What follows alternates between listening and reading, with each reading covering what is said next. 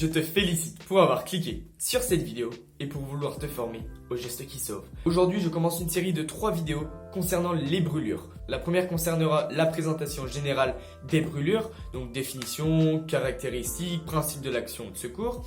La seconde concernera les plaies simples et graves, donc leur définition, leurs caractéristiques pareilles et ce qu'il faut faire pour les gérer, donc les plaies simples et graves. Et la troisième concernera les autres cas, par exemple les brûlures par inhalation, par voie digestive, par produits chimiques, par électricité. Donc alors, on démarre directement. Je vais lire.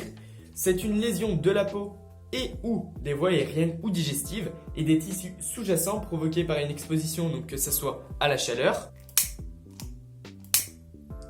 aux substances chimiques, à l'électricité ou aux radiations et au frottement. Il y a plusieurs risques suivant l'étendue, la profondeur et la localisation de la brûlure. Il y a des dangers immédiats comme une défaillance circulatoire, une défaillance des voies respiratoires, par brûlure du visage, par inhalation de gaz, de vapeur chaude ou de fumée. Le risque numéro 1 qui va t'arriver directement quand tu vas te brûler, c'est une douleur sévère ou alors des conséquences plus tardives comme une infection. Même après avoir supprimé les causes de la brûlure, donc par exemple la flamme, les effets de celle-ci continuent dans le temps et sans action immédiate, la brûlure peut s'étendre en profondeur et en surface. On va voir la globalité des caractéristiques d'une brûlure. La première caractéristique, c'est l'aspect. Donc soit il y a des rougeurs, soit il y a des cloques, ou alors carrément, le stade le plus avancé, c'est la carbonisation. Je vous mets quelques photos, ça peut paraître un peu sale, un peu dégueulasse, mais au moins vous saurez à quoi ressemble une vraie brûlure, une brûlure sévère. La seconde caractéristique, c'est l'étendue de la brûlure. Chez l'adulte, on peut utiliser la règle des 9 de Wallace. C'est-à-dire que pour chaque partie corporelle, donc que ce soit la tête, les bras, le tronc, les jambes, un pourcentage de surface atteinte sera donné pour déterminer si la brûlure est plutôt étendue ou non. Pour la tête et le cou, c'est 9%. Pour la face antérieure du tronc, c'est 18% et la face postérieure du tronc, c'est 18% également.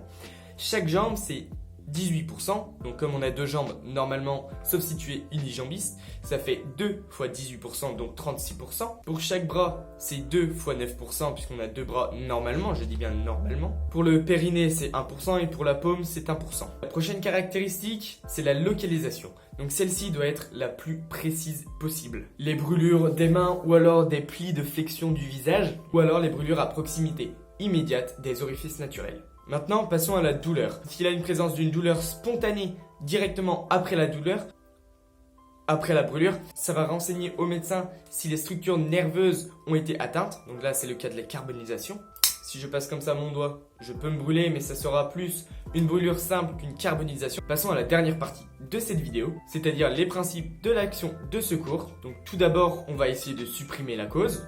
Donc si c'est un feu, on va l'éteindre. Si c'est par exemple par brûlure électrique, on va éteindre l'appareil, s'éloigner de la zone de danger. On va essayer de limiter l'étendue de la brûlure, la douleur et l'œdème en arrosant la brûlure avec de l'eau tiède, donc de l'eau tempérée et non froide. C'est une zone juste ici un peu plus rouge, un peu plus rosée, donc c'est du crayon rose, du crayon feutre rose.